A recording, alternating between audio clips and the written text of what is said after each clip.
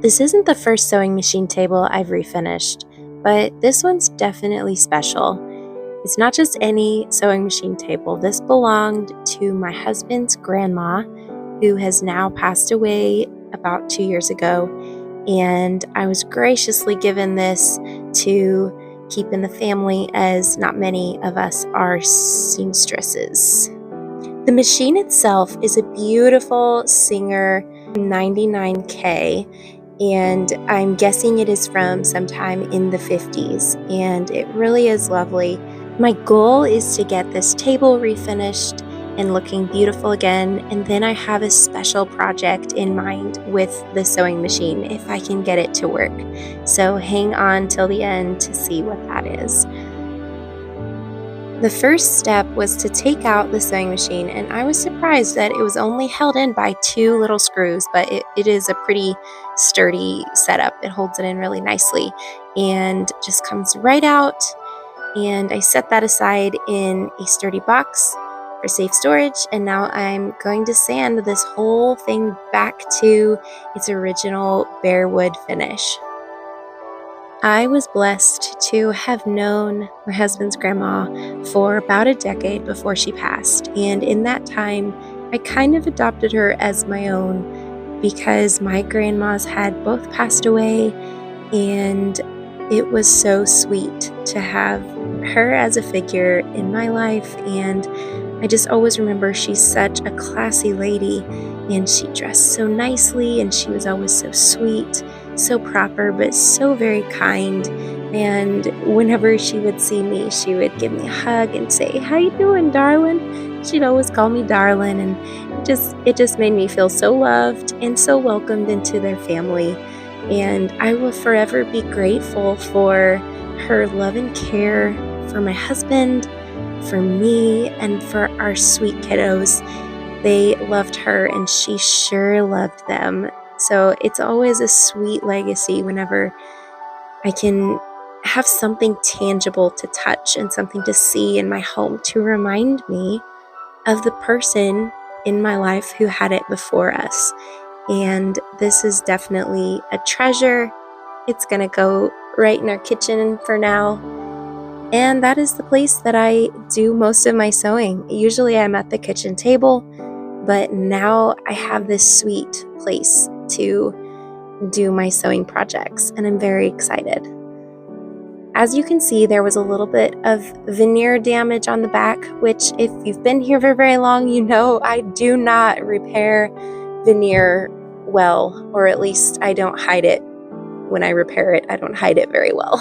So I'm going to just do my best, and after it's all sanded completely down, I am going to use some wood filler and fill in those damaged spots.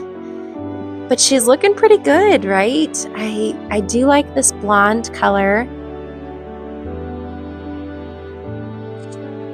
And in planning how to repair the damage and how the finish is going to look after I have done that, it's going to play into how I decide to finish it. So first step is to make sure that I glue down all of that veneer that's pulling up, and to be sure to clamp it really well and get it all to stay. And I did use some wood glue on this razor knife, and I don't recommend that because it's a pretty good razor knife and now it's glued, so it's not the greatest. It wasn't the greatest idea, but it did the job, and I didn't chop my fingers off, so success. But if you try that, definitely wash it really, really well.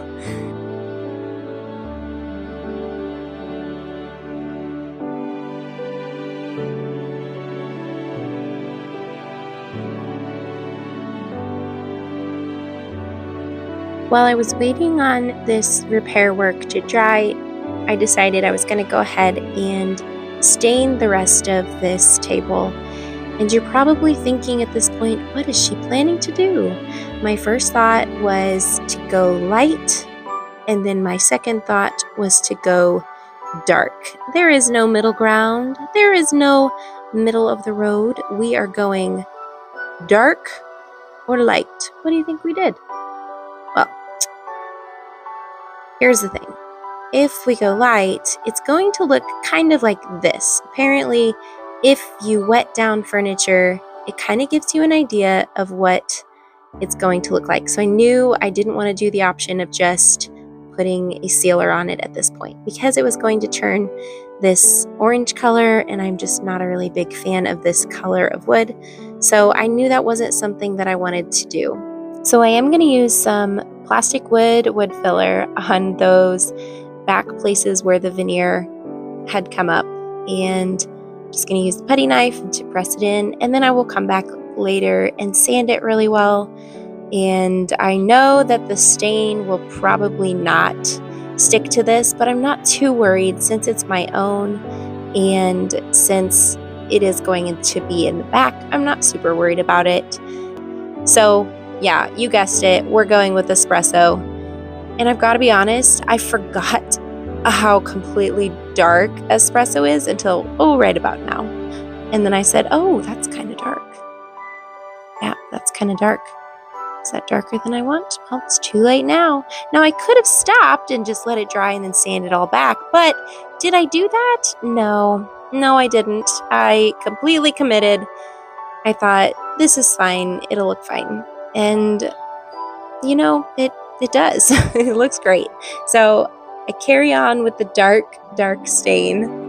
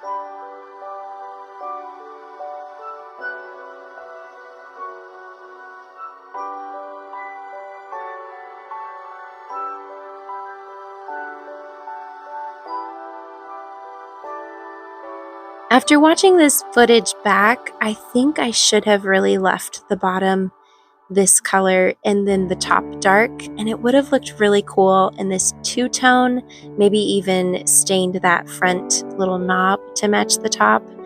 I think that would have looked really cool and probably would have gone with my kitchen aesthetic a little better, but I didn't do that.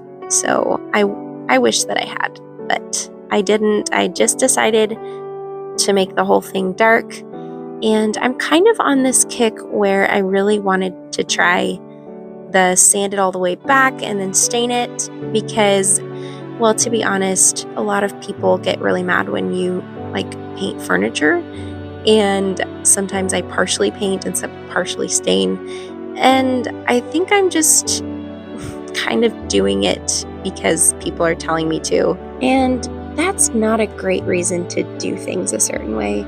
So from now on, I'm just gonna not worry about what people think.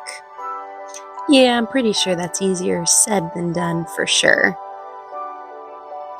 But moving on, we needed to finish up the back part where I'd done the repair work. So that means sanding. I always forget how much sanding is necessary for projects like these. And after sanding, I make sure all of the dust is wiped off before we get ready to put the finish on this back part here. And this is it. It's looking much like a finished product. And applying the stain, it's pretty satisfying here. Although, like I thought, it didn't take very well on the wood filler. But like I said, I'm not really worried since it's going in my own house, up against a wall. Maybe if I ever have it showing, I'll come back later and do some color matching and try and blend it a little bit. But at this point, I'm fine with it showing.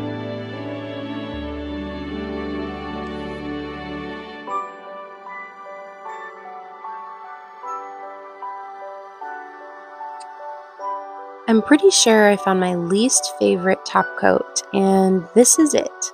It does a great job sealing, but it is kind of hard to apply. It's just kind of a thick consistency, and it's hard for me to get this completely even. I'm looking forward to the day when I can use a paint sprayer, hopefully, to apply a top coat, but for now, I'm still just brushing it on, and this one does not get my favorite vote. I always prefer polyacrylic, but they are not as durable as other top coats like this one. And I wanted it to be really durable for whenever I'm sewing on it and things get dropped. And I really want this to stand the test of time for years and years to come for my children and grandchildren to use.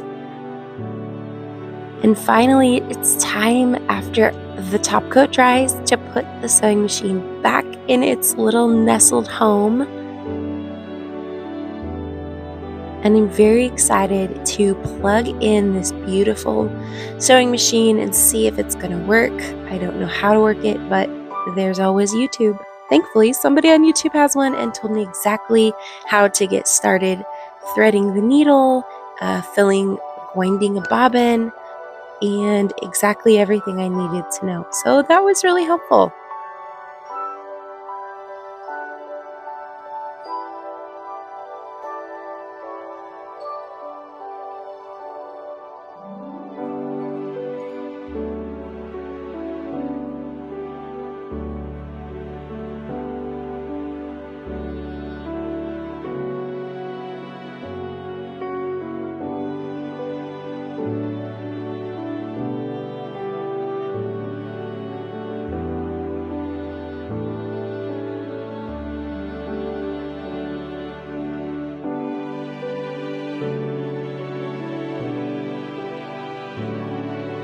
And when my husband's grandma passed away, I did inherit some of her clothing, including this sweet blue nightgown that I thought would be perfect to make into a little bit smaller of a nightgown for our little daughter, so she can wear a nightgown made from her great-grandmother's nightgown. And that's the first sewing project that I want to attempt on this sewing machine that also belonged to her.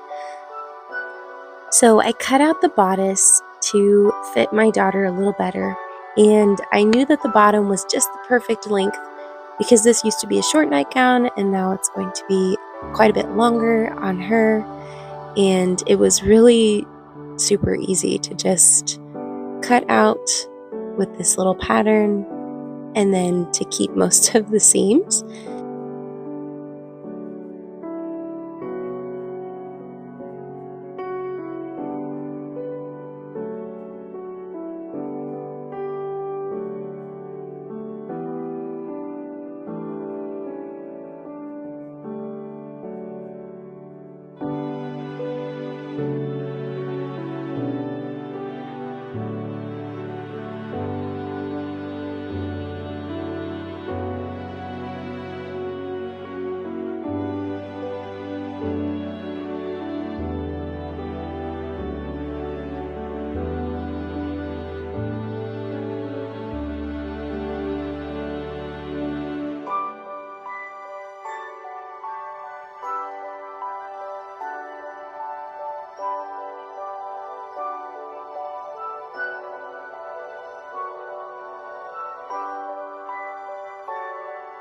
And here is the moment of truth. It's plugged in, and I'm going to try and sew on this machine.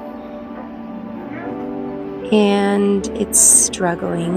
It's making kind of a loud humming noise and not really sewing the stitches very well. I'm having to kind of help it along with the hand wheel just to get a few stitches, and unfortunately, somehow the thread going through the bobbin part of the machine is getting a little bit brown, so I think it must be running into some grease somewhere. or some dirty part of the machine, and it's turning the thread brown. So this was not exactly how I planned that this would go, but I knew it was a possibility. So the sewing machine does work. It just needs some repair and some cleaning, and it could be as simple as just cleaning it and oiling the parts that need it, because this is really old and hasn't been used for several years now. So I'm going to tuck it back away, and I will use it another day after it gets some attention. And in the meantime, to finish this project, I'm going to use my mostly brand new Brother sewing machine that I bought last year.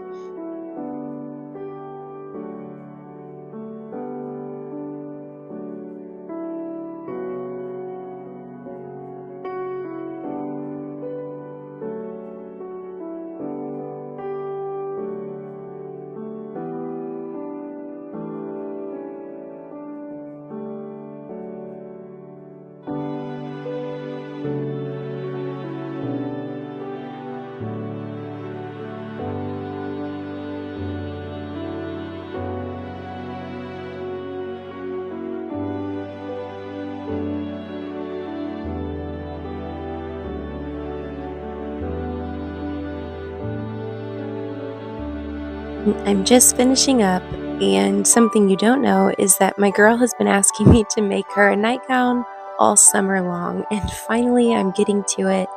And this one's extra special, and she actually loves it. As it turns out, she's about as sentimental as her mom. And here's how the nightgown turned out. I am actually really happy with this dark wood look, but I think I have some ideas on improvement. What do you think if I painted that front knob gold and just a small little portion of the legs? Kind of like this, only instead of it being scribbled on yellow, it's actually beautiful gold paint. Let me know what you think in the comments. Should I add the gold detail, or should I just leave it as is? And while you're in the comment section, if you could take a moment to subscribe to my channel if you'd like. And as always, I am so glad that you're here.